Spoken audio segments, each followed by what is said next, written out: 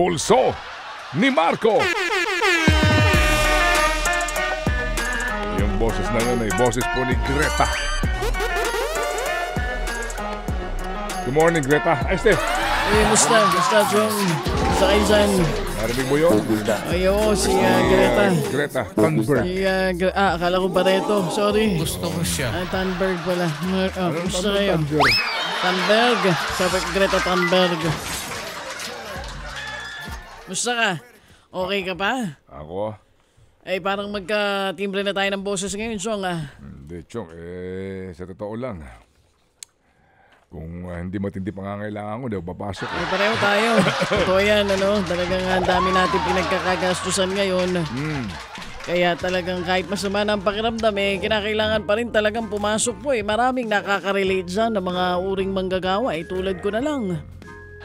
Hindi ba? No work, no pay tayo Mapapalad yung ibang hindi na kinakailangan pa magtrabaho, ha? Ayoko naman, marami yan sila. Gusto mo isa-isahin ko na? Andiyan ka pala. Ano atin? Ang bilis mo naman makalimot. Kanina lang nag-uusap tayo. Bigla mo sasabihin, nandito ako. Oo nga. Sumasakit ang batok at ulo ko sa'yo, ha? Nakakalimot ka. Hindi ba sumakit ang batok mo doon sa taga-DPWH? Ay, medyo kasi parang hindi siya sigurado sa kanyang mga sinasabi. Salamat po da. Pero salamat pa rin at siya'y nagpa-interview sa'yo. Ako hindi pa nakakakita nung sinasabi niya na detour? Ano yun? Yung detour na ano yun? May binabanggit siya na detour bridge. Ano daw yun? Saan daw ikakapit kaya yun? Ito na. Puntahan natin yung Senate hearing kahapon na talagang ang daming sumakit ang batok at ulo. Narinig mo si Senator Bato? Narinig ko si Senator. Bati na sila ni Chacha, Oo nga. Tsaka lagi silang timing, kapag mayroong dinadala si Chacha, nakakapanayam. Ano ba yan dinadala na iyan? Pero napakinggan ko siya kanina. At tayo ay... May dinadala rin si Chacha Ikaw talaga. Hindi ako makapag-umpisa dito at ako'y ginugulo mo. Pero napakinggan ko. At ako'y nagulat ako na pag kayo ang kausap niya, talaga siya'y kalmado naman. Ayun naman. Oo. Maganda ang inyong pakikipag-usap sa kanya. Lalo ka na. At hindi uminit ang kanyang mga ulo kahit natanong si Trillanes. Ano mga ulo? Ilan ba ulo niya? Ay, sorry. Yung kanyang ulo. Okay. Kasi kahapon, nung pinapanood ko yung natanong si Trillanes ng isa sa mga reporter kasama ninyo sa media, nag-init ang kanyang ulo. Napasigaw, hindi ba nakita mo? Ay lumabas ang mga litid sa kanyang leeg. Ano sabi? Yun nga, si Trillanes, gusto daw ni Trillanes, siya na ang magposa si kay Bato. Di ba yun na sinasabi? Ganun. May ganun. Hindi mo napanood. Ay mamaya, ipapakita ko sa'yo. Ito, nabalik nga po tayo dito sa Senate hearing na nangyari kahapon. Tungkol po ito dun sa PIDEA confidential documents. Yung authority to operate.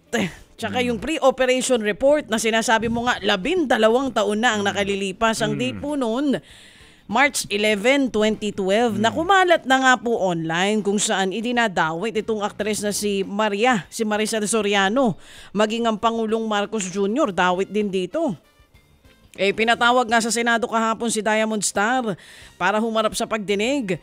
Noong unang hearing naman, noong April 30, si PIDEA Director Virgilio Lasso naman, siya na mismong nagsabi na wala raw katotohanan yung kumakalat na dokumento. Pero sabi nga ni Senator Bato kanina, I stand by my word. Sabi niyang ganyan. Siya daw ay naniniwala na authentic yung document. Kasi may mga puncher pa siyang binabanggit. Hindi ba? Yun ang nasabi niya. Salungat yung pahayag ni PIDEA Director dun sa sinabi ni former PIDEA agent Jonathan Morales. Totoo daw yung mga dokumentong kumalat online na nag-uugnay nga daw kay Maria at kay Marcos dun sa illegal na droga. Pero kahapon sa pagdinig ng Senate Committee on Public Drugs and Dangerous Board... Anong public? Sorry, Senate Committee. Anong public drugs? Sorry. Public order. Public order, sorry. Slip of the tongue ang tawag dyan. Public Order and Dangerous Board. Dangerous Drugs? Dangerous Drugs Board na pinangungunahan. Anong Dangerous Drugs Board? Ay, Dangerous Drugs, sorry.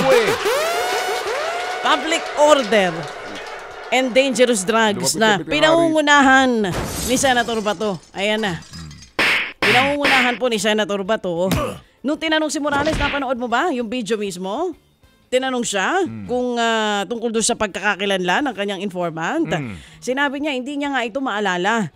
Tapos tinanong ulit kung ano yung kasarian ng informant. Ang sabi niya ay, mahirap daw i-divulge yung kasarian kasi nga manganganib daw ang buhay ng kanyang informant. Okay. Even yung kasarian ay bawal talagang sabihin. Abay, Maricel versus Marites ang eksena kahapon dun sa Senate hearing, Chong.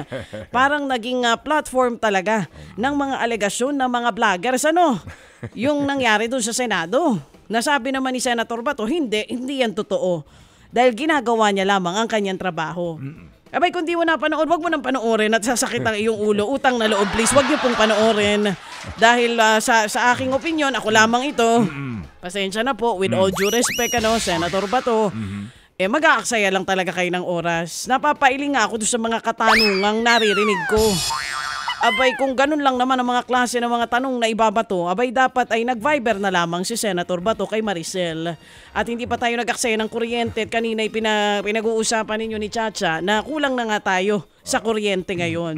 Di nakatipid pa sana tayo. Hindi ba? PM sent na lang sana. Sabi ng mga tao, ng mga netizens, Total waste of taxpayers' money. Bakit Yun naman? nangyari daw na investigasyon kahapon.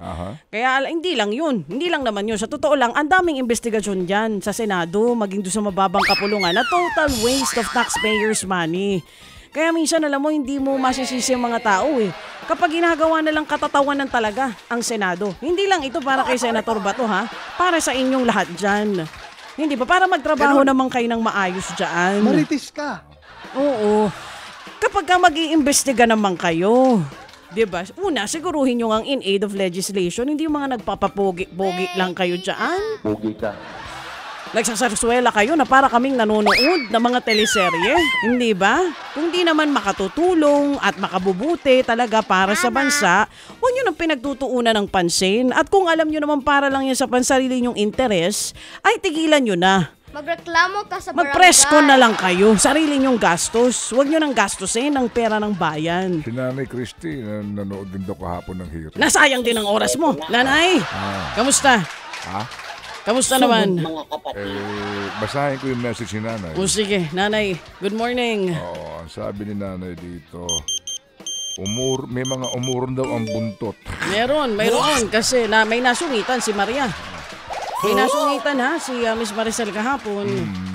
Oo, kasi nga parang ang pakiramdam ng ibang tao, may mga tanong na hindi na dapat itinanong na walang bearing sa mga hinahanap ng mga kasagutan sa kasong ito.